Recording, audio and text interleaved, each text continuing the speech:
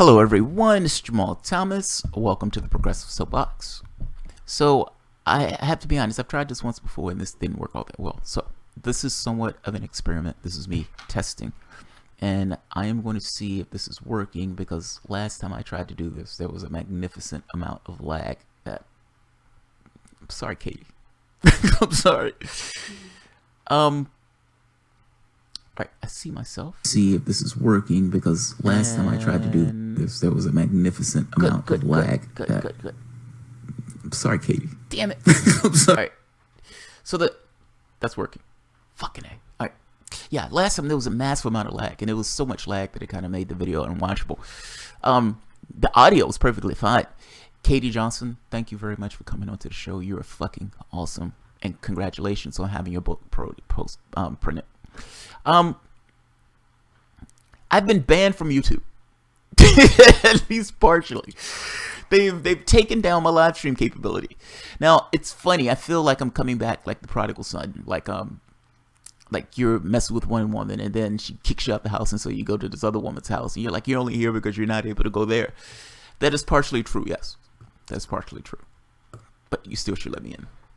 So, long story short, I put a video up going against the Russian narrative. They didn't particularly like that video, and nothing in the video was controversial. The video was literally Chris Hayes interviewing a journalist who actually found the Russian troll farm in 2015 and was debunking this idea that this was 9/11 or something like that.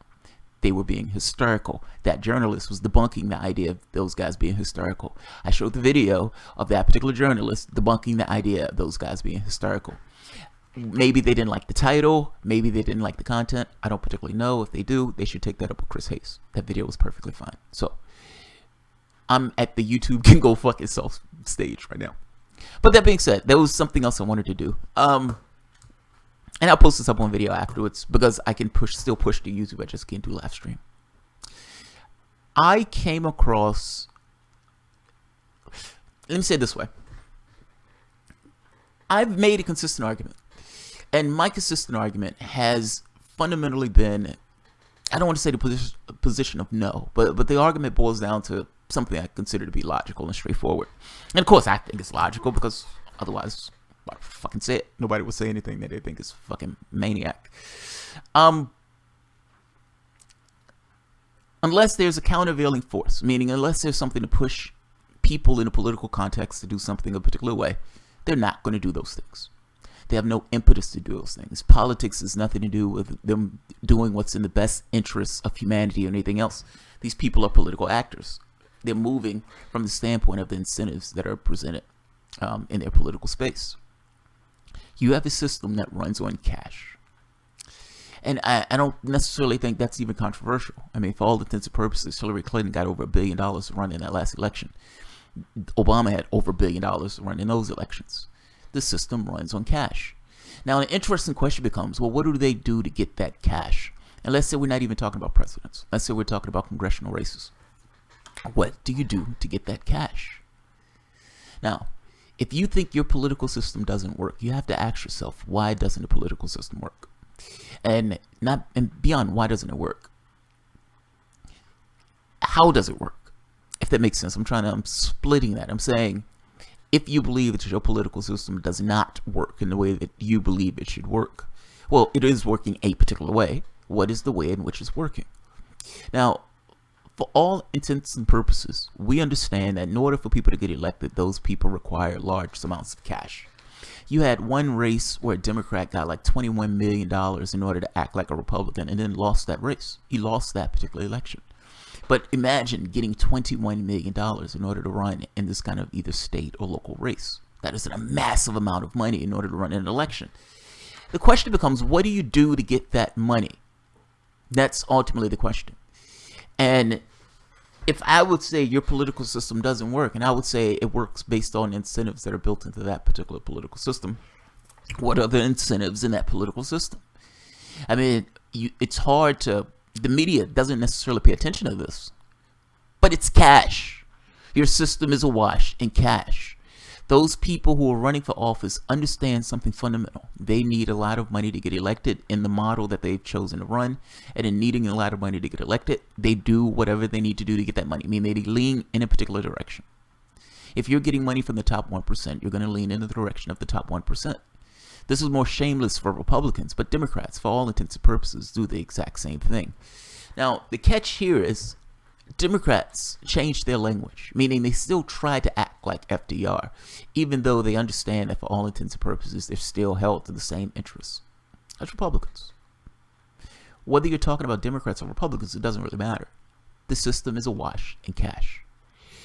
Klobuchar on MSNBC says, I told Nancy Pelosi and Chuck Schumer to shut up. I called them and told them to shut up about this class stuff. Essentially telling them you need to shut up about having conversations about class. I don't want you to have conversations about class. That hurts my wallet. That hurts my wallet. Same thing on the Republican side. If you don't pass this tax bill, lose my phone number. They're saying this because for them, these are the people who are giving them cash. These are the people who are making sure that these people can get elected. They are beholden to the people who make sure that they can get elected. In three ways. One, just the direct infusion of cash itself, meaning either super PACs or either like the bundling or the lobbyists or whatever else. I'm just saying, the way that they advantage themselves in the sense of the way they make money to run their campaigns. Beyond the way they make money to run their campaigns, money that can be used against them also. Meaning, you're not towing my particular interests. Fine, I'm going to use this money to back a candidate that will tow my particular interests, and I'm going to use that money against you. Hell, I may even go for the other side. You guys are so similar, I may even go to the other side. And beyond that, the revolving door. When you get out of Congress, you're going to need a job. Maybe I'm one of those places that you can come and get a job. If you treat us nice, you may be able to get employment once you come out of Congress or once you come out of wherever you're going from the political job that you're in. My point here is the incentives of the system that you have is for all intents and purposes to end up with the system that you have. Otherwise, you would have a different system. Those incentives lean in a very specific direction. What the public wants amounts to statistical noise, at least based on the Princeton study, within regards to public policy. I understand what people learn in history class or in civics and all this other stuff. The system runs on the side of who's paying these people, not necessarily for the interest of the public itself. Now, the argument that I've consistently made is, how do you get a political system to do something different than what it's doing if you have nothing else pushing against the system to get it to do that? So when and this is a lot of wood to chop. Fuck, it's 9 minutes in. I haven't got to my point. This is a lot of wood to chop. I'm sorry, but I am trying to make a point. How do you push against the system when there's nothing to push against the system? When there is no man at the door? When for all intents and purposes, you're stuck with the political party that you have because they can always look at you and say you have nowhere else to go. The very fact that they can look at you and say you have nowhere else to go gets across this thing of you have no options. You're stuck with me. Doesn't matter what I do. You're stuck with me. So yes, I'm not going to really pass single-payer healthcare. I'm not going to do any of that stuff. I'm going to tell you whatever I need to tell you, and when I get into office, I'm going to do what everybody else has done. And you are not going to do squat, because on the very next presidential cycle, there's going to be another maniac standing across from me, and that maniac is going to terrify you. And he's going to terrify you enough where you're going to come back and you're going to vote for me. Doesn't matter what I did. Yes, I know I was going to cut Social Security. Doesn't matter what I did. No, I didn't close Guantanamo. Yes, I was bombing all those countries. Yes. I killed a lot of people with those drones. I understand. Doesn't matter. Doesn't matter. Doesn't matter what I did. Doesn't matter what I did. The other guy's a maniac. You're going to vote for me regardless. You have nowhere else to go. Now, how do you get the guy who's telling you that you have nowhere else to go? Because understand, that's somewhat of an aggressive thing to tell somebody you have nowhere else to go. You're stuck with me. For all intents and purposes, you can be a crack abusing whatever, and you're still looking at the person saying you have nowhere else to go. The point I'm getting at here is the enablers. The enablers. The people who look at this process and saying you have nowhere else to go, and they say, you're right, we have nowhere else to go. So regardless of what takes place, regardless of what you do, we're not necessarily going to hold you in its standards. You're going to get our vote regardless. Those people. You see them on all sorts of YouTube channels. You see them, Young Turks, Justice Democrats, all these guys who's pushing in the Democratic Party in the sense of boarding the ship and reforming the party. How can you reform a party when you're perfectly willing to enable whatever takes place? How? Who's your man at the door? Who's the thing that scares the shit out of them to get them to bend in your particular direction when they know at the end of the day you will be on your channel screaming, vote Democrat. Doesn't matter who it is, vote Democrat. To make more so of my point, news that came out today was fucking amazing. But it kind of makes the point that I get at. It's one thing to say something, it's something else to actually represent something and believe in those things, meaning those values just dig into you. Now, I agree that you have a lot of lefties who are actually trying to push the Democratic Party in a particular direction. Fair enough. The question always boils down to, can you do that if at the end of every process they know you're going to give them your vote? And my argument is, nothing changes if you will be complicit. And in every situation, regardless of what takes place, you will still be there saying, here is my vote. You can beat me, you can slap me, you can throw me down the steps. You could be a crack-addicted alcoholic, and I will still be there to fix you a sandwich in the morning. That's essentially what progressives have been saying for God knows how long. They're the abused bowels of the political spectrum. And even right now, they still are. They still are. I saw this today, and I was like, yeah, that sounds about right. And then I saw the response from some lefty groups, the same lefty groups who enable the exact same behavior. Progressives torched DCCC over gun control and single payer. What they're torching them over is a memo that was leaked saying that Democrats should not push for single payer health care. That's the first part. And beyond not pushing for single payer health care, that they should offer prayers to people who are killed in gun violence. Essentially, don't politicize the gun violence stuff. Don't politicize it. Don't bring it up. Offer prayers. You can talk about that issue at a later date. That's fucking amazing. I mean, this is stupid on top of stupid. If you're actually the party that believes in getting rid of guns or doing something about guns, I don't know what you believe in. I think like the most modest of changes that they're talking about guns, and even the changes that you want to do doesn't really actually change anything. It's just somewhat of a band-aid. But whatever. Even modest, something minor and modest, gun reform. You're the party that believes in this stuff. Why are you sending a memo saying, offer prayers? Now, the reason they're doing this is because they didn't want to alienate some of the people in some of the states, meaning if they're in states that are more right-wingish, that they didn't want them to alienate those particular people for those issues. This boils down really again to, what do you represent? The Democratic Party is not beholden to the NRA. The Democratic Party should not care about this particular issue. They should be, I'm not even going to say they should be. I mean, look, I guess my point has always been in this thing that Democrats don't really believe in this stuff. That ultimately, in the same way, this stuff goes with interests. Who's paying you? Who's supporting you? Who's the people who are pushing you in a particular direction? That's what matters. Democrats don't care about the poor. Republicans don't care about the deficit. These things are used just as political gimmicks and political tools. If your party actually had values, and if that party actually believed in things, you wouldn't have to push them on this stuff. You wouldn't have to be out there trying to get them to move in a particular position. They will already be in the position. The question should be not how do you get them to move in a position. It should be, why aren't they in that position? And if they're not, they need to be replaced. And you shouldn't be supporting people who are not in that position. You should not be supporting a party like this who's iffy about the gun issue or iffy about the single payer healthcare thing. You shouldn't be supporting them. Now, particularly if you're lefty,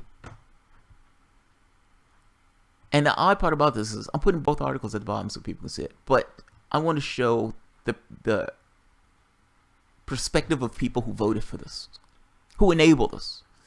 Meaning, yes, I understand it was just a memo, fair enough, but at the end of the day, you still have a lot of Democrats who are not on board for single payer, and you still have a lot who are iffy about the gun thing.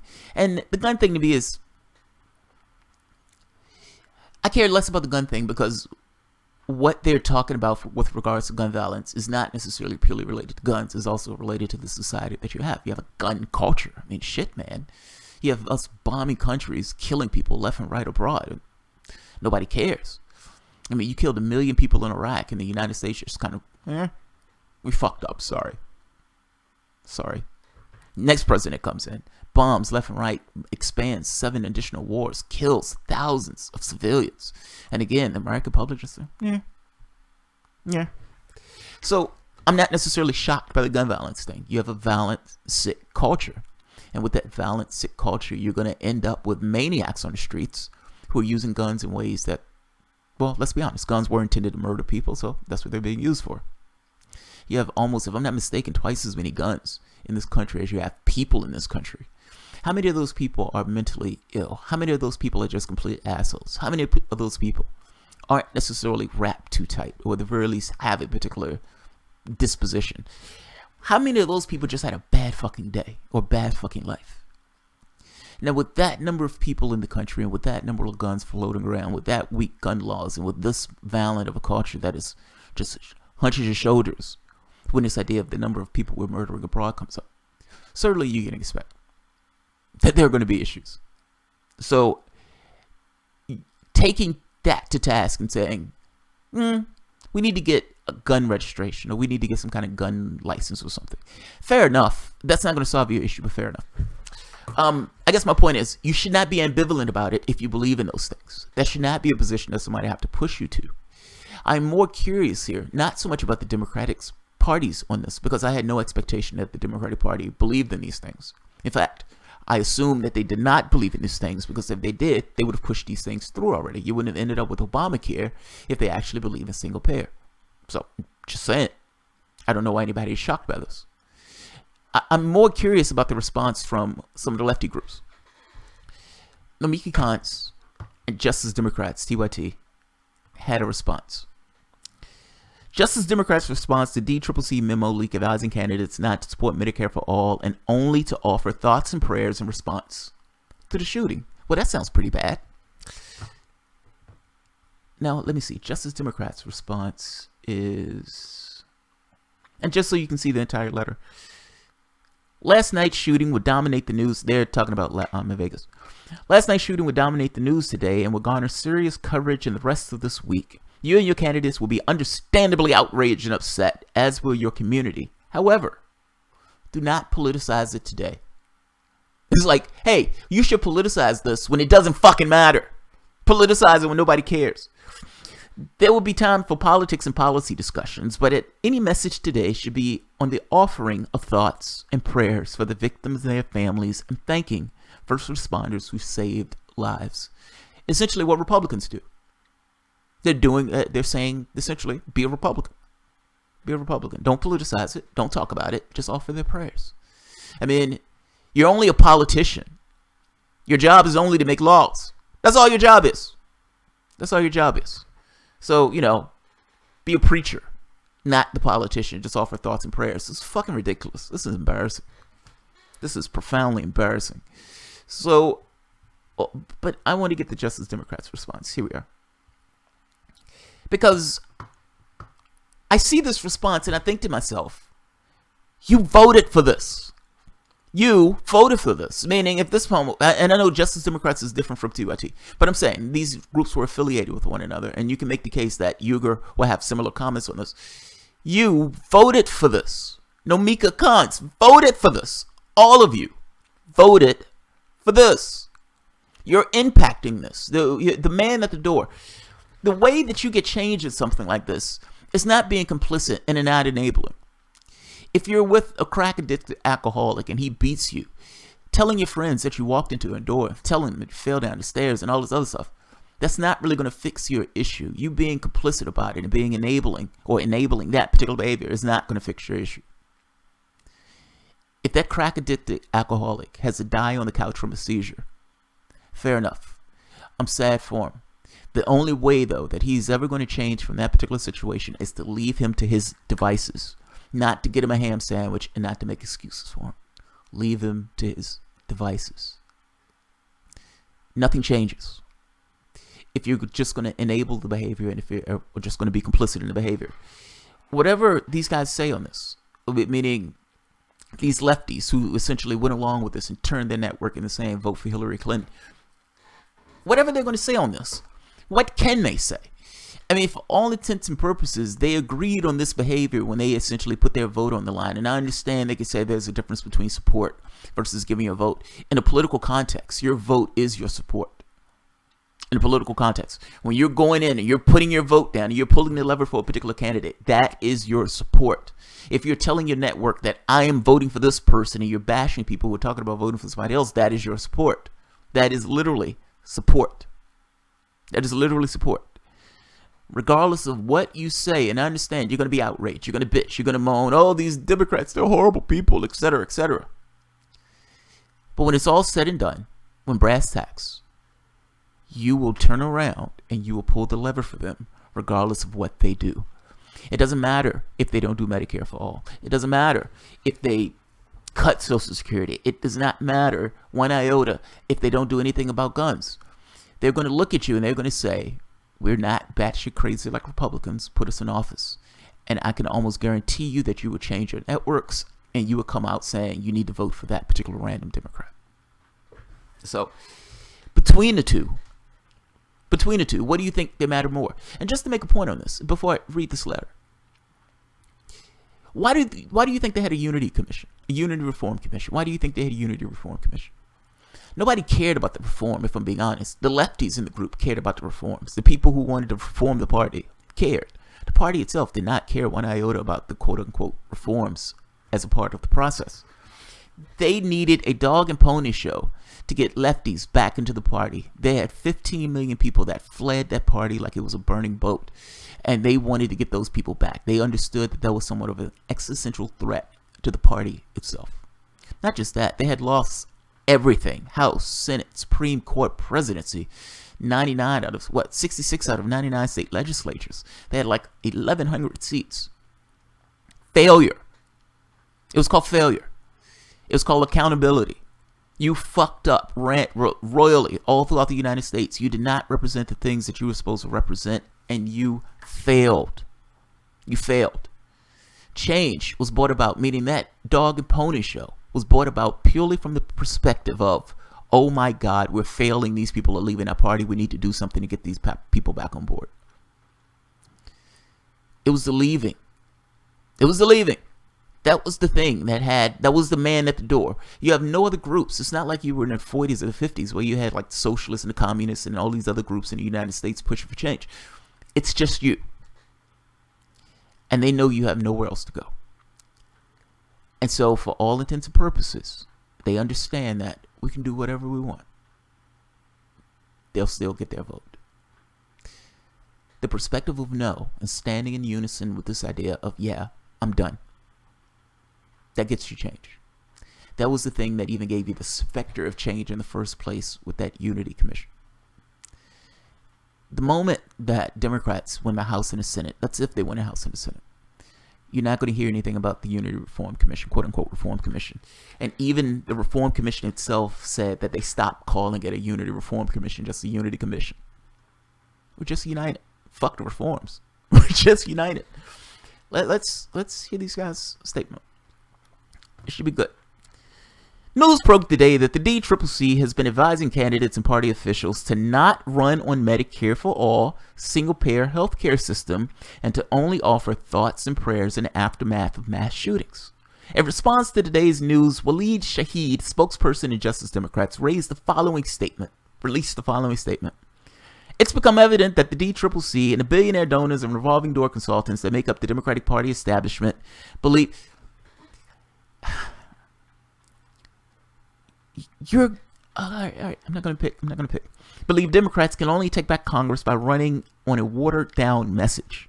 They seem to support establishment candidates who compromise with Republicans and who stand for an agenda developed by an out-of-touch consultants in Washington instead of the basic values of decency and fairness that voters demand. Midterm elections are won by whichever party can turn out their base. If Democrats want to take back Congress, they can actually fight for what the American people want and what their base needs. The young people, people of color, single moms, working people of all backgrounds who would deliver the Democratic majority want real solutions to the problems, not watered down, mealy-mouthed consultant talk. I have a question. If they give you that mealy-mouthed consultant talk, I understand the other people, but if they give you that mealy mouth consultant talk, and I'm talking about people who wrote this, people who Justice Democrats, people who supporting Justice Democrats, people in the party and everything else, in these different networks, are you going to still vote for that mealy mouth Democrat? And are you going to tell the public that they need to go out and vote for that mealy mouth Democrat? I mean, you're making this point that the billionaire donors and revolving door consultants that make up the Democratic Party establishment, fair enough. If your candidates lose and you just have those billionaire donors and the revolving door, yeah, if those are the guys who are running things, if it's still status quo, because mind you, despite all of their failures, they've been able to ride this Russia thing, hit it. That's the only thing they've hit. They don't have to deal with themselves. They don't have to deal with why they fail so much. Just Trump and Russia, and now Bernie Sanders and Russia. Are you going to still tell your audience to go out and vote for those people who you're calling, saying that they're just controlled by the billionaires? I'm just curious. I mean, I'm just saying, you can't have it both ways. These guys are billionaire establishments, and if you yourself lose, what are you going to do? Are you going to vote for those people? Are you going to vote for Joe Manchin? Or are you going to tell your audience that you should vote for Joe Manchin if Swearengin loses? I want to know. The establishment of the Democratic Party needs to get out of the way of the rising tide of the movement that could sweep them into the majority. Across the country, we're seeing grassroots activists come out in unprecedented numbers to demand health care as a right, to stop Trump agenda of division and greed, and to ban assault weapons. It's a slap in the face of the grassroots movement that the DCCC only wants to offer thoughts and prayers as a solution to an epidemic that's stolen so many lives. The students from Parkland leading the movement against the corporate firearms lobby are showing us exactly how weak the Democratic Party establishment is on so many issues. The Democratic Party needs to wholeheartedly embrace the demands of the grassroots instead of preemptively surrender to Republicans, Wall Street, and the billionaire class. They're not surrendering, dude. Surrendering implies that something is taking place where they're giving up the fight or something like that. It's all one club. There are not two parties. There's one party with two wings. That's all there is.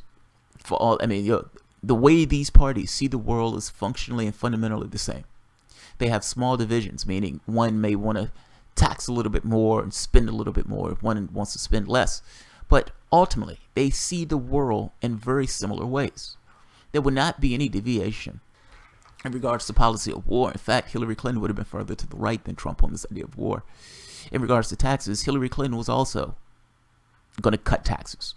Maybe not to the degree as Donald Trump, but yeah, she was also going to cut taxes. Yes, she wanted these trade deals and everything else, but so did the Republican Party. Both parties wanted the trade deals. Obama was just toxic on this front, so they didn't want to do anything with Obama on this. I'm trying to make the point to you that the differences that people perceive is more like the difference between Coke and Pepsi, screaming that there's this kind of wide gulf between those things. So, Democratic Party advising for cold condolences and prayers when gun deaths happen and these mass shootings, and essentially saying, yeah, let's not do the single payer for all. Let's cut that out. Let's not do that. But again, is anybody shocked that this is their position? Is anybody shocked? And if you're not shocked that this is their position, and if you don't like the fact that this is their position, why would you co-sign and enable them to maintain this position? The only way they change this position is if they are absolutely threatened. If there's not a man at the door, if there's not a guy with a bat, if there's not somebody holding a brick, and I mean in a political context, meaning they can lose, they can continue to lose, they can implode, they can go into dust. If that's not necessarily the threat that's taking place, then they have no impetus to change anything. And in the same way that they've screamed Trump and Russia instead of dealing with the things that were associated with their party, they're going to find other ways to get by. The news cycle doesn't necessarily talk about things that matter, so they don't have to deal with real things that actually matter. They're owned by the same people who are paying politicians. One last point now, and on this. My mom, after the election, and I told the story before, but it's absolutely true and it's awesome, and I think it's emblematic of something. She said Democrats have to change. She says they have to change. I mean, there's no choice now. And I'm like, but why do you believe they have to change? And she's like, they can't go, like, she was like, they're hard. I mean, look at the things that they're supporting. And I kind of made this point to it, but you voted for Hillary Clinton. You knew this. You knew all of this. None of that stuff was hidden to you at this point. I mean, for all intents and purposes, you're my mom, and I talk about this shit all the time. You knew all of it. You knew all of it. She was running against a maniac.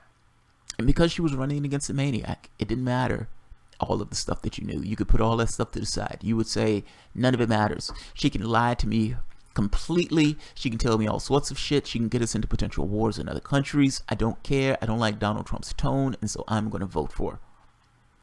Fair enough, but you can't say that they're going to have to change. They don't have to change. They're going to get your vote regardless. And because they're going to get your vote regardless, why do they have to change anything? For all of their protestations, groups like this, the Justice Democrats and all these other guys, who are supporting these guys regardless, are enablers to the way that that system runs. The very fact that Democrats act the way they act is because they have people who enable them to act in the way that they act. They play this game with Republicans, one being batshit crazy, one being less so. But understand, you have actual real problems that are addressing you and your country and your world. And you are in this quagmire where nothing actually gets done because your political apparatus itself is just completely dysfunctional. Even when you had one of the parties having absolute power of the political apparatus, it is broken.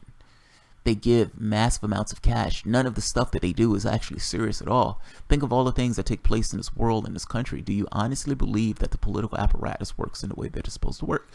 So, no, it doesn't have to change if you enable the way things are. And I don't necessarily think it's the easiest thing in the world to be willing to say, I'm done. But the fact is, nothing changes until you get to that point in this kind of unison of, I'm done. Both of these things are similar. I am not being complicit, and I'm not co-signing bad behavior. If it needs to burn, it needs to burn. So, I'll leave it at that. I hope this came out okay, and I hope this one is not ridiculous in the way that the other one was. So, thank you, man. Thanks, Gillespie. I appreciate it. Alright, so I'm going to end this. Yeah, guys, this will be on YouTube at some point. So, it feels weird being on this as opposed to being on YouTube. Usually I can interact with my audience. But at least I can get that feel for that video. The other one is on appeal because I think that is such bullshit. It's fucking amazing. The funny part is, as I did that video, I thought to myself, they cut it off midstream. I was talking to Sane Progressive. And I was like, fuck. I was like, God damn it. Because the content of the video that we were having was out there. Like, it was, I disagree with her, but it doesn't necessarily matter if you disagree. They're not that bright in the sense of listening to the context of a conversation. And they cut it off midstream, and I'm like, fuck. I thought it was a video that was on. Like, I was like, this was the video. Like, this was the thing that got the strike. It wasn't that at all. The video that they were talking about is one of the most tepid videos that you could have done. And it is fucking amazing that they called bullshit on that one. Yeah, I'll end it here, guys. Alright. If you guys enjoy the content, feel free to share, like, subscribe, and of course, you can always support PayPal or Patreon at this point. Thanks, guys. Have a good night.